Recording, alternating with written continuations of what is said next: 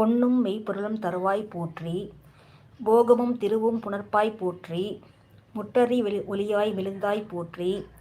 மூவுலகும் நிறைந்திருந்தாய் போற்றி.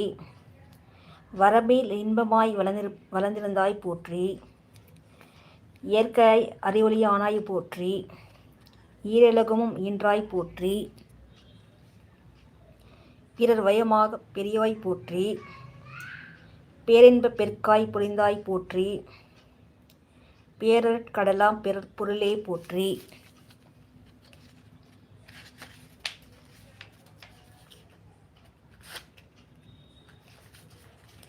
முடிவிலற்றாய் உடையாய் போற்றி.